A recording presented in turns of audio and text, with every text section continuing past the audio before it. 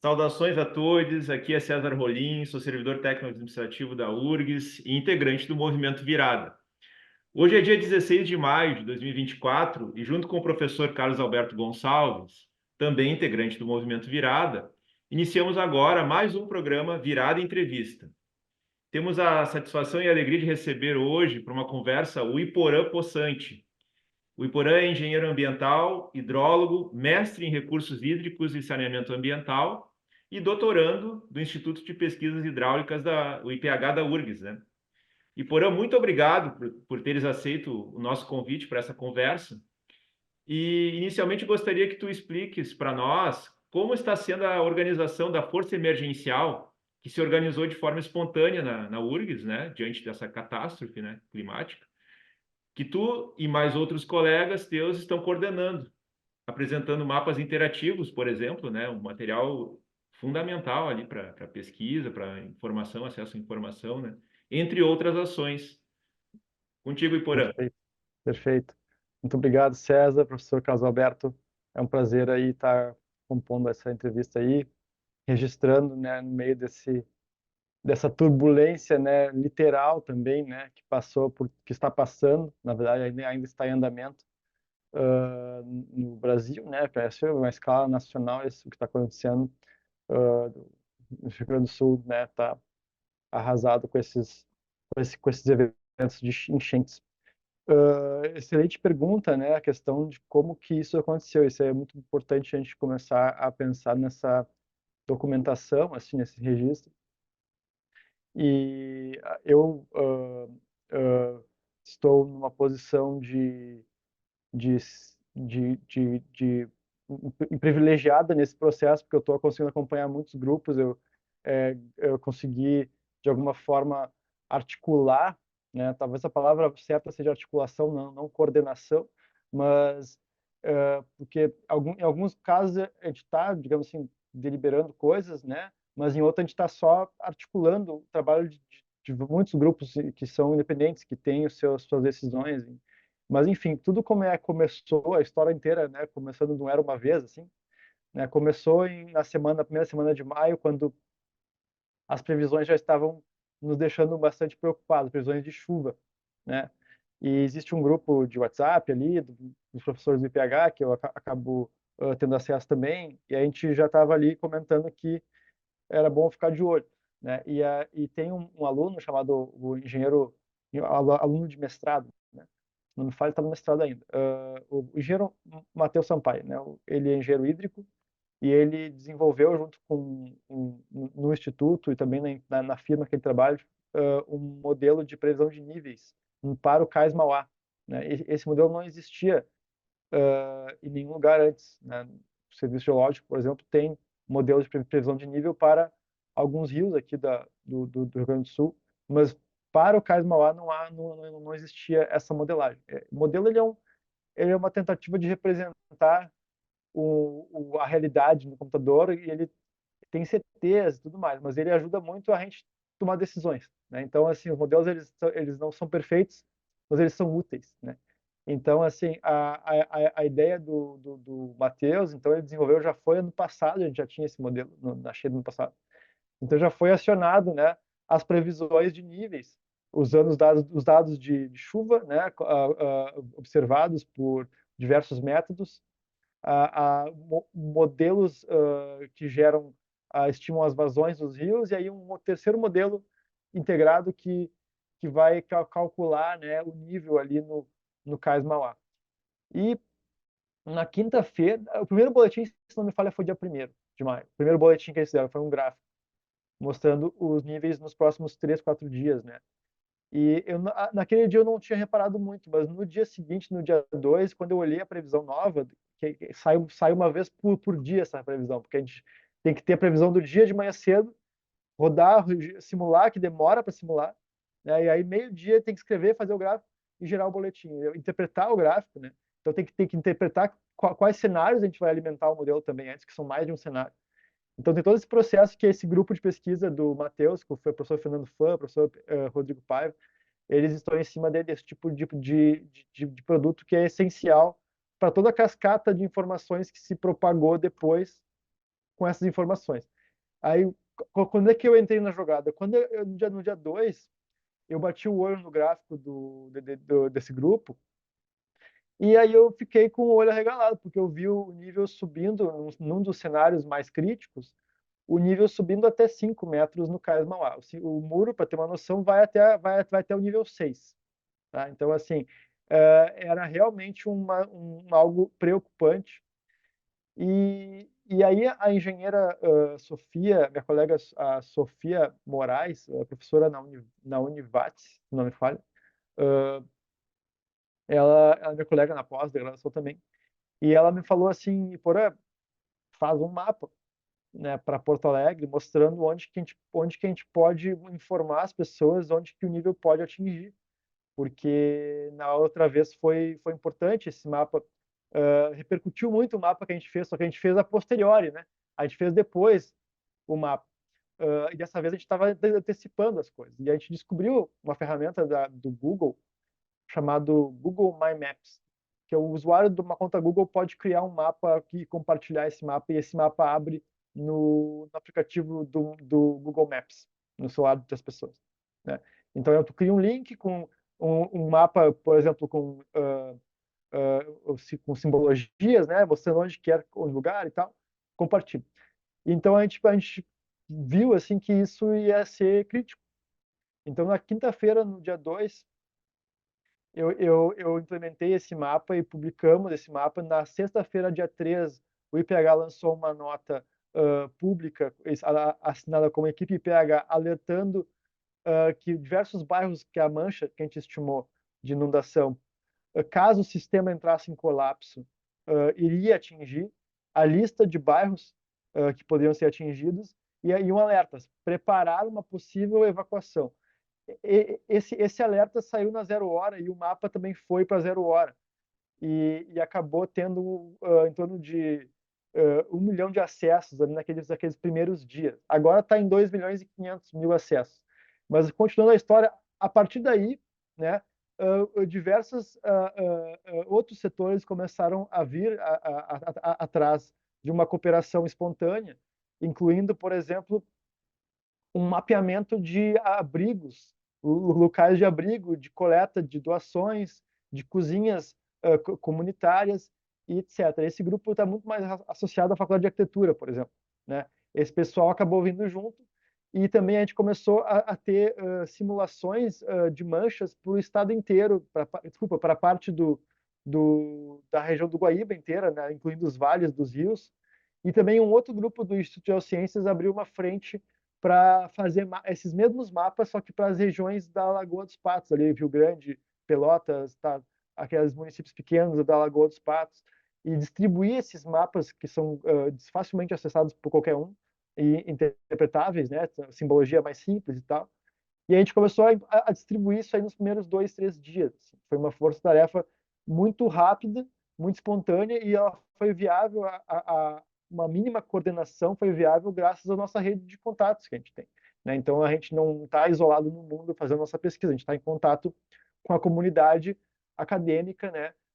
Foi graças a esse capital social, digamos assim, que alguns membros, né, dos grupos tinham, para poder ligar, né, as pontas, né, porque tinha muita coisa que precisava ser linkada, né.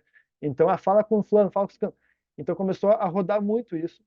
E aí, mais para o final da crise, da primeira crise ali, né, no primeiro final de semana que inundou, no domingo em diante, eu encontrei o meu amigo, o engenheiro José Augusto, e ele me mostrou uma coisa, uma ferramenta que a URGS assina, é pago, mas a URGS tem uma licença paga, para criar uma plataforma online muito robusta. E eu não sabia que a gente tinha esse acesso, a URGS tem esse acesso para os estudantes, né? Ela assina esse material e esse mapa online é uma plataforma mais arrojada, assim. E ele me mostrou que ele domina ali aquela ferramenta e é via URGS, né? Pela assinatura da URGS. E a gente, não, a gente tem que juntar tudo aqui, porque a gente estava começando a virar um caos de links, né? A gente não conseguia mais achar onde estavam as coisas. Então a gente começou já passando um pouco a emergência assim urgente, ainda continua urgente, mas assim o crítico assim da inundação, a gente começou a implementar essa plataforma online, que é um um link que mostra um site, né, que tem várias informações que a gente começou aos poucos organizando, né? E a gente entrou numa fase mais de organizar e também uma fase de atualizar, porque, por exemplo, os abrigos ainda tinha muito pouco abrigo no dia 4, dia 5 ali. E a gente começou a lançar esses abrigos no mapa e divulgar de novo o mapa. Olha, pessoal, o mapa agora tem os abrigos, né? Então, no dia, não me falha no do dia 6, acho que foi na terça-feira, não sei se foi isso, mas no dia 6, a gente teve 500 mil acessos em 24 horas. Porque a gente tinha o momento em que as pessoas estavam resgatadas, a maior parte delas, né? E elas estavam consultando onde que elas iam ir, né? E onde que tinha risco né? Então, era um momento de que a gente estava informando muitas pessoas em tempo real, né? De informações muito importantes. E tudo isso de forma voluntária, né? E orgânica, assim. Não existia uma centralização, em nenhum momento existiu, né? Então, a gente se preocupou sempre em publicar tudo o mais rápido possível em plataformas que permitem que o dado seja baixado também. Esses mapas eles podem ser acessados e baixados por terceiros.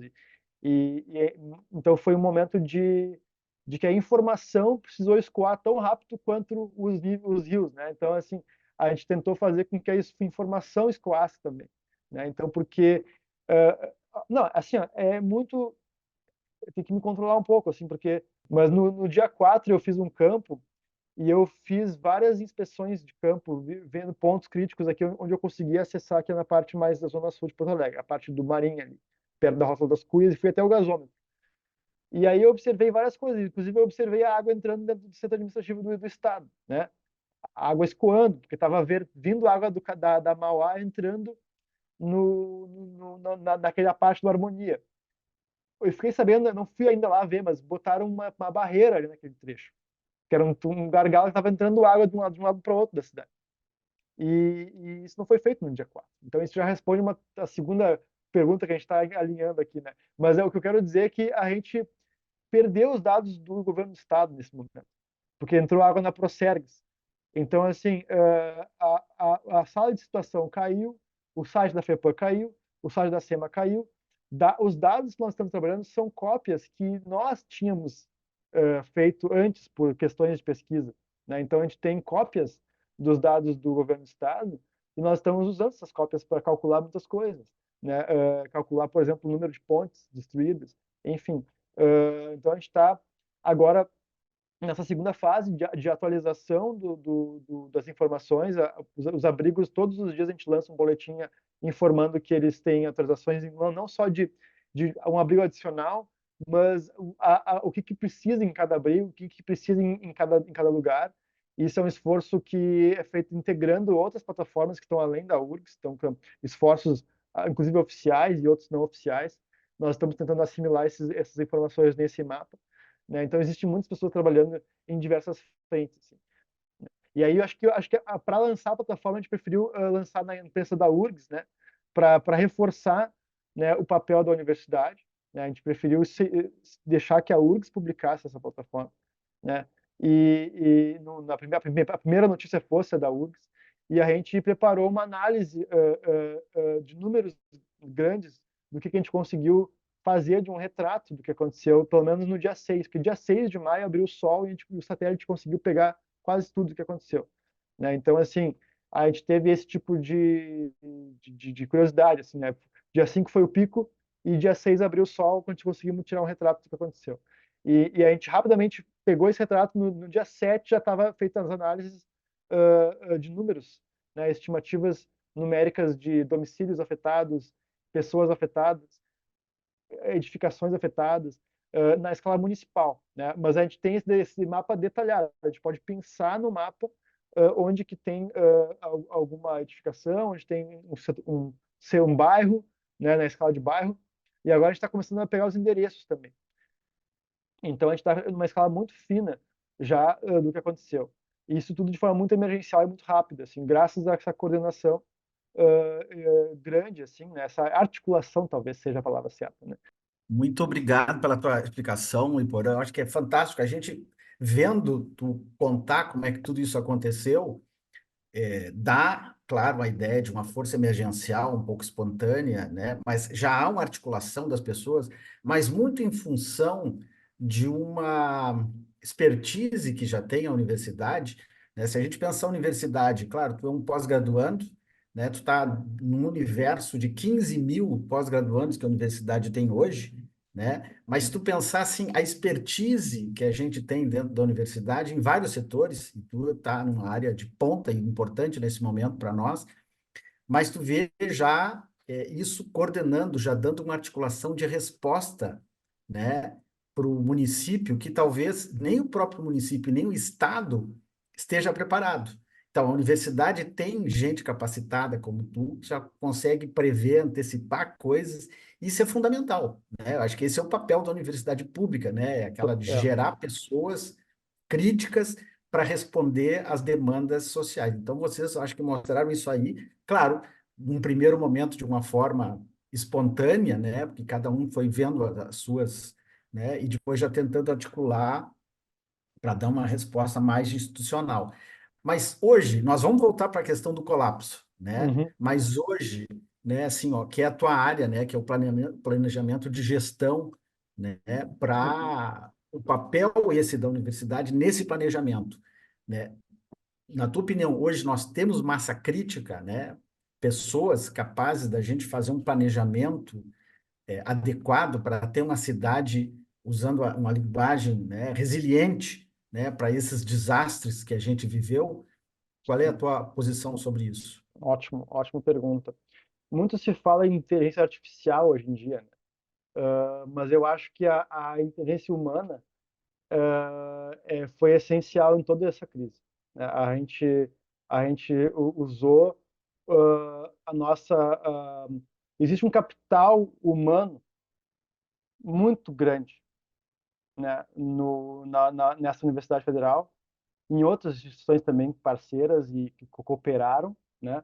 E o Rio Grande do Sul tem um capital humano poderoso, né, para superar o que está acontecendo, né? Esse é o meu entendimento, né?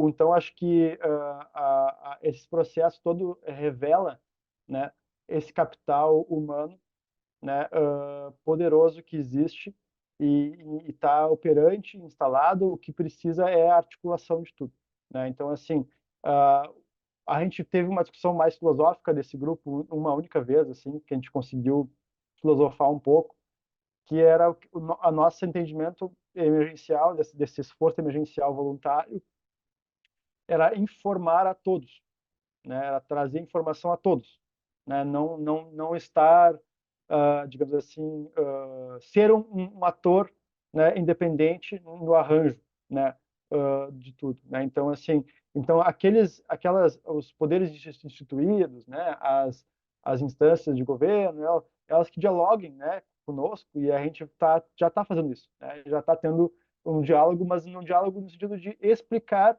que é o dado, como é que a gente fez essa informação, se eles podem assimilar ou não, se eles têm uma outra pergunta. Então a gente está explicando, mas também mas no sentido de informar todos. O dado ele não está escondido e reservado para ninguém. Tem análises sendo feitas em outros lugares do mundo, né? Pesquisadores, jornalistas de outros lugares do mundo estão analisando os dados, jornalistas estão dando os dados. Já saiu uma reportagem na Folha de São Paulo ontem com infográficos que são baseados nos dados divulgados nessa plataforma. Então, assim, nós estamos informando todos. Então, esse papel, mas também no Rio Grande do Sul como um todo, o Estado tem muitas instituições de ensino superior excelentes, né?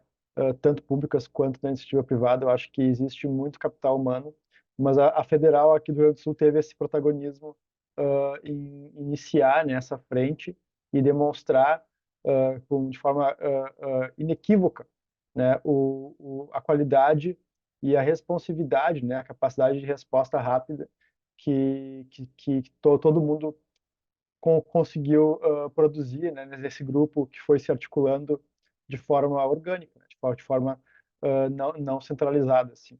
Então, uma coisa que talvez seja mais limitante, assim, né, agora para os próximos passos, né, é a fase de ser mais institucionalizado, né? Então, essa fase Eu tenho um vínculo de aluno, né? Meu vínculo é de aluno. Mas eu enxergo, né, eu antevejo, né, os arranjos que têm que ser feitos, porque a universidade é justamente, paradoxalmente, a universidade tem muita credibilidade por ter diferentes vozes, né, diferentes pensamentos. Então, é um paradoxo, porque ao mesmo tempo tu tem uma dificuldade de coordenação monolítica, mas também tu tem uma credibilidade muito grande, porque tu tem um sistema de vozes críticas que induzem as pessoas a pensarem bem antes de fazer o que estão fazendo, porque o departamento do lado vai pegar no teu pé se tu pisar na bola. Então, assim, essa ideia de que existe é uma organização que não é de mentes livres, né, para pensar, ela, ao mesmo tempo, também tem esse ônus, né, de não ser um bloco único, né? Tá ótimo, Paulo. É exatamente esse. É isso que a gente quer entender hoje. A gente tem, então, condições de ajudar, né, a planejar até na reconstrução da universidade, ver isso aí. Isso foi fundamental. Eu só te digo assim, ó, quando alguém disse, nós temos que montar um centro aqui de juntar, aqui no ICBS, que fica ali ao lado do dilúvio, né, vou montar um centro aqui de recuperação, eu rapidamente fui olhar no mapa se era viável isso. Entendeu? Se montar um mapa aqui, daqui a pouco nós não temos acesso. Entende? Então, Exatamente. essas coisas são fundamentais nesse ordenamento, tudo isso. Então, isso mostra realmente nós temos um capital que pode nos ajudar nessa reconstrução aí, né, e planejamento. Mas, ao mesmo tempo, eu queria que tu comentasse exatamente pela tua expertise, o colapso. Porque a gente Ok. tem um sistema de contenção hoje. Claro, não era o momento, naquele primeiro momento, ninguém vai querer saber o que está levando a isso aí. Vamos se ajudar e a fase de solidariedade, todo mundo junto, pegando junto, levantando as coisas. Só que tem um momento em que a gente tem que entender o que é que falhou, porque nós temos um sistema de contenção, né? Então, tu, como um expert na área, pode comentar Claro. para nós quais foram as Perfeito. falhas desse processo. Perfeito. Então, é importante trazer nuances, né, nessa discussão, né, não ser uma coisa binária, assim. Ah, Porto Alegre, a região metropolitana inteira, está numa planície de inundação, né, de vários rios, e em várias cidades existem sistemas de proteção contra cheias que são formados por diques, comportas, casas de bombas, e no caso de Porto Alegre também tem o Muro da Mauá, que faz parte do sistema, né? Então, no Porto Alegre tem, mas Canoas também tem, São Léo também tem, São Leopoldo, outras cidades também tem, se não me falha. Gravataí, que eu saiba, também tem. O que eu quero dizer é que existe uma questão, uma dúvida ainda no ar se foi tudo inevitável, né, ou não. Em Porto Alegre, eu tenho evidências, e inclusive estamos divulgando já agora, saiu hoje no Jornal Matinal, uma entrevista que eu concedi, demonstrando de que há evidências de que foi evitável em algumas partes do sistema, não necessariamente todas as partes. Tá? Então é importante ser, né, não ser binário, não ser uma coisa preto no branco, existem tons de cinza, mas em São Leopoldo, que me chegou a informação, o nível do Rio dos Sinos verteu por cima da proteção do dique. Então o evento tinha uma magnitude que aquele projeto simplesmente não teria como dar conta. Não. Claro que é preciso que esse tipo de risco seja gerenciado e as pessoas não sofram com esse tipo de questão. Mas o projeto estrutural em si, a cota do dique, a altura do dique foi superada o Rio dos Sinos subiu e extravasou para os dois lados, tanto que a parte norte e sul de São Léo foi inundada, né? Agora, em Porto Alegre, eu entendo que é uma outra discussão, porque o nível do Guaíba não chegou a verter por cima, a não ser lá no canto do Gravataí, lá do Sarandi. Lá no domingo, o rio Gravataí subiu e verteu por cima do dique Sarandi. Mas a área do Sarandi é uma área que é isolada. Ela não é uma área conectada com o resto. E nós temos áreas também aqui na Zona Sul, onde eu moro, o polder do hipódromo aqui, essa área protegida do hipódromo, e o polder, que é a área protegida do Beira-Rio, ali na Praia de Belas. Essas duas áreas também não estão conectadas. Onde eu quero chegar? Eu quero chegar que houve uma segunda cheia, né? O nível subiu, em dia 5 chegou no máximo, baixou de novo, e aí subiu de novo, né? Todas as áreas protegidas por aí foram inundadas na primeira cheia. Agora, no segundo pico, não foi o caso, né? Eu, inclusive, fiz inspeção de campo pessoalmente no hipódromo aqui e no Beira-Rio, no Pará de Belas, e constatei que estava seco, né? A área estava drenada já. E nós usamos também imagem de satélite de alta resolução por uma licença da URGS que temos, né? Graças a isso, porque são imagens pagas, mas a Federal do Rio Grande do Sul nos libera acesso a alguns alunos. Nós tivemos acesso a essas imagens de alta resolução, demonstrando que sim, comprovadamente, né, uma imagem de satélite está mostrando que está seco essas áreas. Por que está seco essas áreas? Porque as casas de bombas estão funcionando. Por que elas estão funcionando? Porque tem geradores. Porque talvez outras medidas tenham sido feitas que eu desconheço, mas eu espero que expliquem, né? Por que as casas, eu espero que expliquem por que que numa cheia de quase igual, 10 centímetros de diferença, né? Uma área falhou e depois não falhou mais. Quais foram as medidas técnicas tomadas, né? Inventaram uma nova tecnologia, por acaso? Né? Qual, falo de forma provocativa, né? O que foi feito para que não inundasse na segunda cheia? O que faltava antes, né? Então, né, a pergunta que não quer calar é essa. Existe um outro grande polder, por exemplo, essa área protegida que conecta o Harmonia ali, a Cidade Baixa, com a Zona Norte pela Mauá. Então, o Maitá, São Geraldo, Quarto Distrito ali, até mesmo o polder do aeroporto, que foi inundado, perdemos o aeroporto nacional, foi inundado. E essa água lá da Zona Norte veio para a Zona Sul, para o Harmonia, e inundou a Procergas, porque não existia uma barreira na Mauá pronta para reter esse escoamento de um lado para o outro da cidade. E eu filmei pessoalmente, dia 4, essa água entrando, como se fosse um rio na Mauá. Hoje que me consta, eu quero ir lá pessoalmente também ver, me consta existe uma barreira na Mauá isolando essas duas áreas, porque aí a casa de bombas consegue secar uma área e não vem mais água do outro lado. Então, o que eu quero dizer com isso é que evidências de que era evitável diversos danos graves na infraestrutura da cidade, do estado do Rio Grande do Sul, era evitável. Esse é o meu ponto. Né? Em muitas partes da cidade era evitável. Né? O Hospital Mãe de Deus foi inundado, o comércio foi inundado, as casas das pessoas, não estou nem entrando no mérito humanitário da questão, que existem centenas, milhares de pessoas desalojadas em abrigos, e isso está criando uma bomba relógio de saúde, né? Eu quero deixar bem claro assim que os servidores do DEMAI em Porto Alegre estão salvando a cidade de algo muito mais letal, que é uma epidemia, em razão da falta de água potável. Né? E, geralmente, a letalidade de desastres ambientais é tão alta no pós-desastre quanto durante o desastre, né? Porque existe uma questão sanitária embutida nisso. Né? E a água potável, todo mundo sabe, é uma questão essencial, ela é o gargalo de tudo. Né? Então, num momento como esse. Então, assim, não só do DEMAI, mas de outros prestadores de serviço de saneamento básico na região inteira do Rio Grande do Sul aqui, né? Mas especialmente no DEMAI, que está trabalhando com sobrecarga de trabalho, não se abre concurso lá faz anos, né?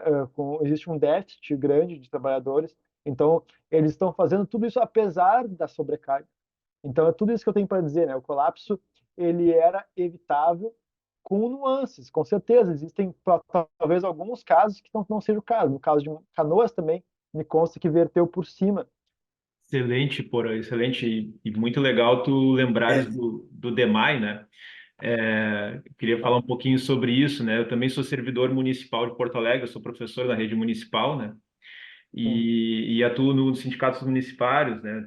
Acompanho a atual direção, né? E como é importante nesses momentos assim de catástrofe, né? É importante que aí aparece, né? Um setor, o setor do Estado, né? Presença do Estado, literalmente salvando vidas, né? Essa questão do os saneamento da água. competentes aparecem nessa hora. Né? Exato, exato. E importante também tu lembrares, né, do déficit de colegas servidores, né, do DEMAI, são cerca de 2.000 vagas que não foram repostas, né, que Exatamente, foram perdidas ao exatamente. longo do tempo, né? Tem um gráfico espetacular sobre isso. Né? Exato, né?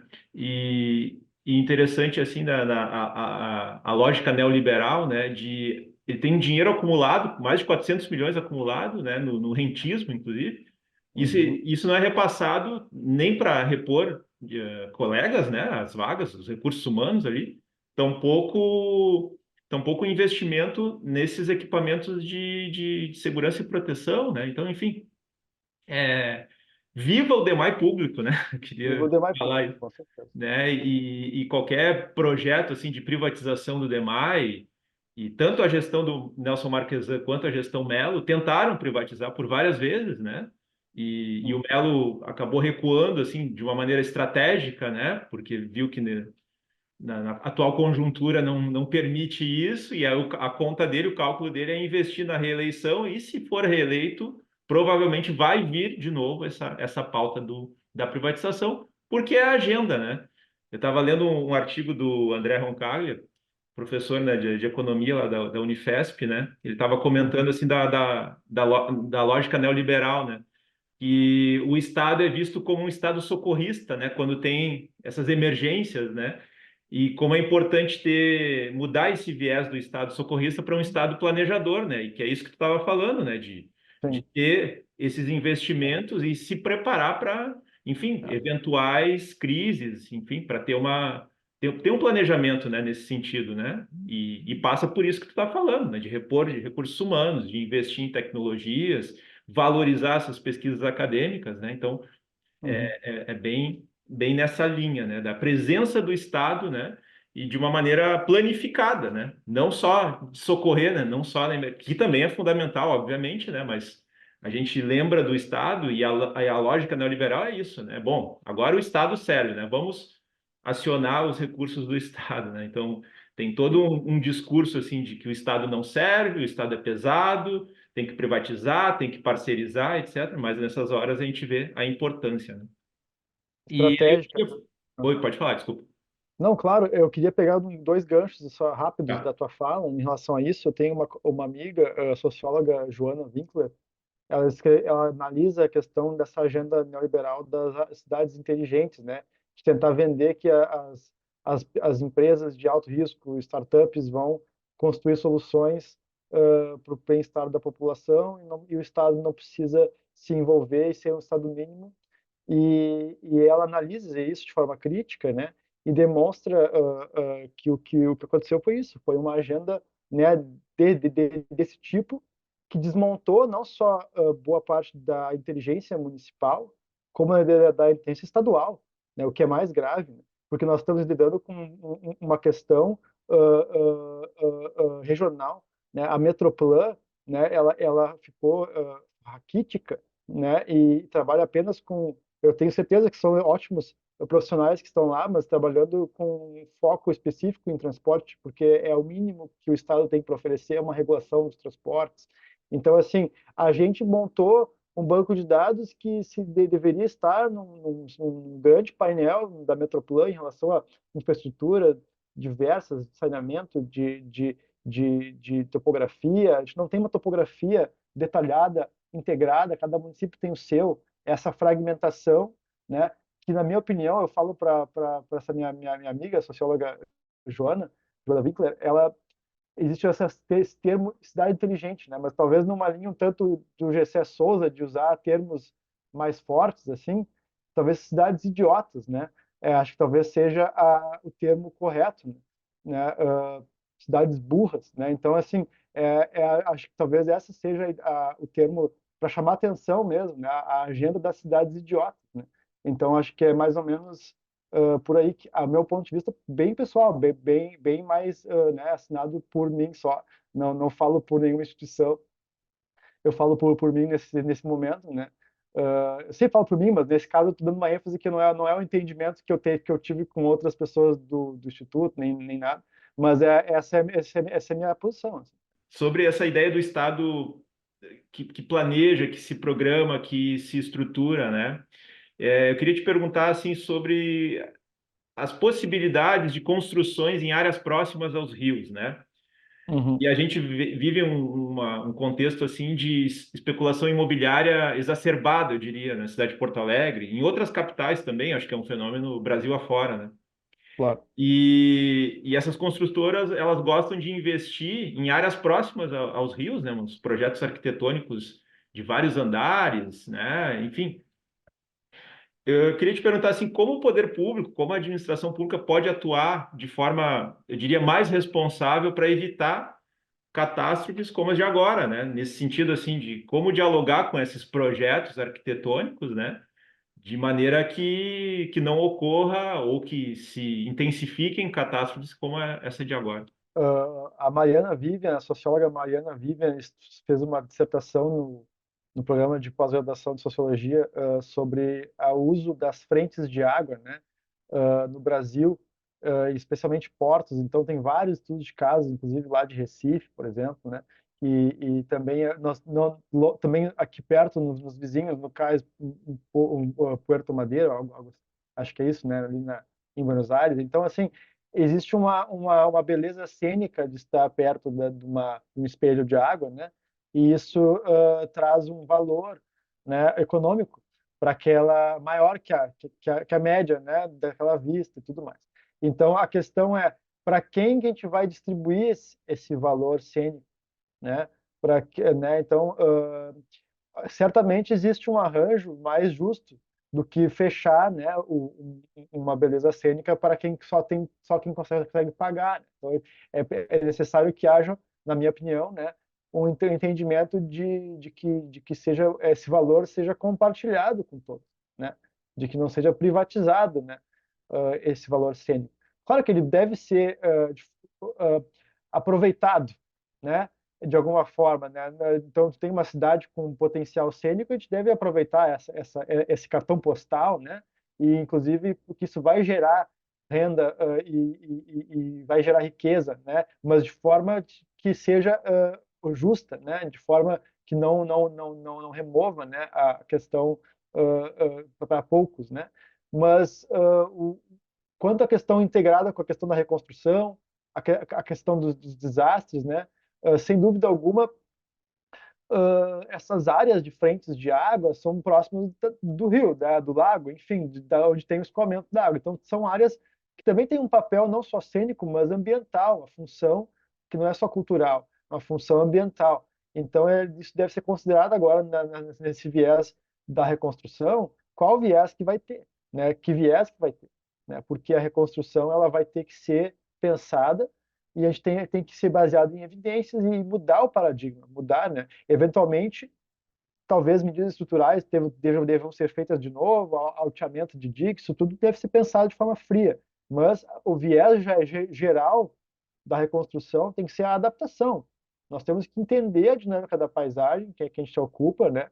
E eu digo mais, a infraestrutura que mais funcionou em toda essa crise foi o Parque Estadual Delta do Jacuí, que foi uma unidade de conservação, né?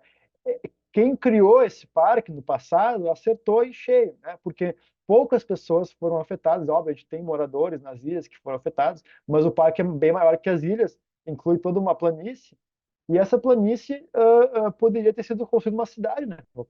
Poderia ter um porto naquela planície, poderia ter um aeroporto naquela planície. Não, mas não, é uma unidade de conservação.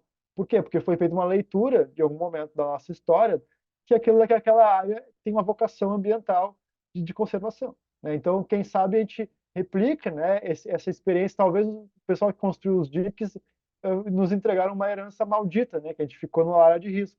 Mas esses antepassados, que não faz tanto tempo assim, criaram uma herança benéfica, né, uma ideia de vamos zonear para respeitar o espaço da natureza. Então, acho que eu consigo articular por aí, nessa questão da especulação imobiliária, né?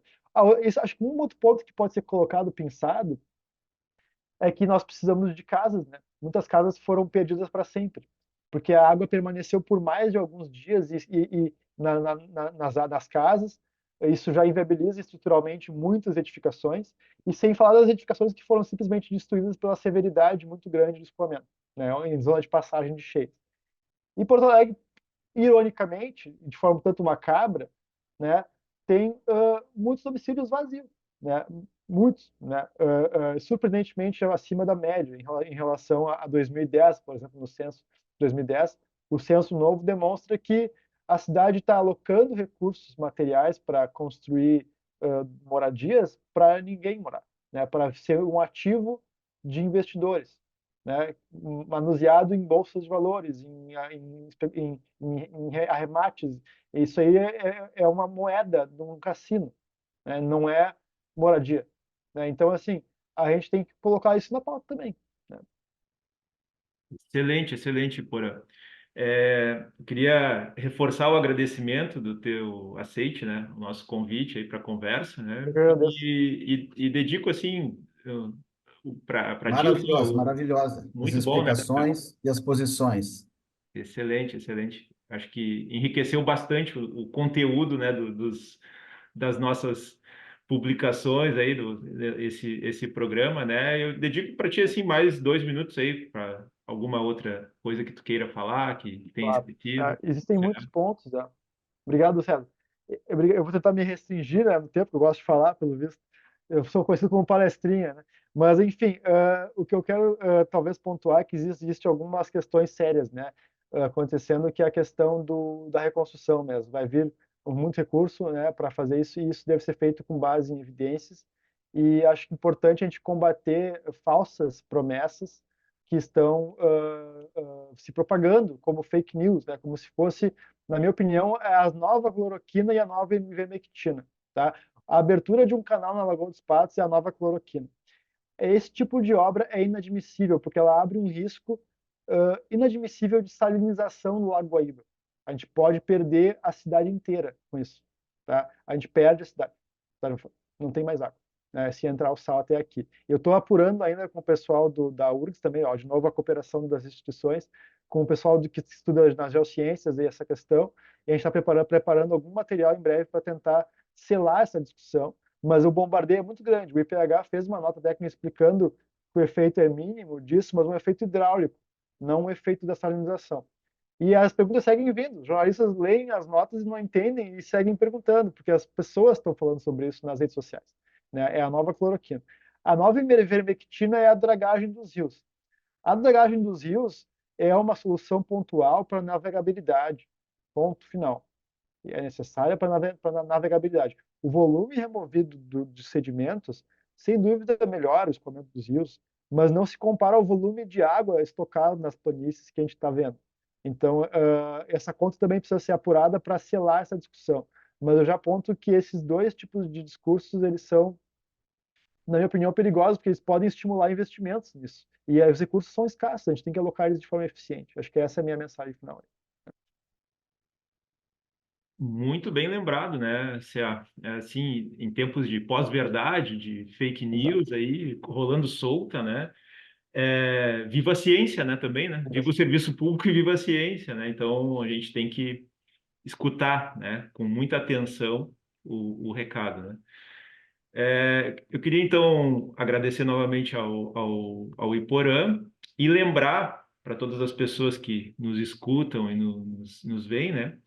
Que existem as nossas redes, né, do Movimento Virada, né, o Instagram, o Face, o canal no YouTube, onde vai estar a íntegra dessa entrevista, né, e que as pessoas consumam, no melhor sentido da palavra, os nossos conteúdos produzidos, né, que sigam as nossas páginas, que acessem e que compartilhem o conteúdo nas nossas redes, né. Eu tenho finalizado os programas Virada Entrevista sempre com uma lembrança, né, da incansável atuação de centenas de pessoas, os três segmentos, né, da nossa universidade, da URGS, né, de estudantes, de técnicas e técnicos administrativos, docentes, né, dos colegas de empresas terceirizadas, né, que muitas vezes são totalmente invisibilizados e sequer são mencionados, né, nos agradecimentos, né, das entidades representativas, o DCE, a APG, a SURGS, o ANDES, e em especial os colegas do Movimento Virada, né, que há semanas, né, todas e todos nós estamos diuturnamente atuando na linha de frente, né, para atender as pessoas atingidas, né. E há um agradecimento muito especial a todas essas pessoas, né, que estão atuando. Nós do Movimento Virada, a gente luta por uma universidade que seja efetivamente democrática para todas as pessoas e socialmente referenciada. Um grande abraço e seguimos na luta.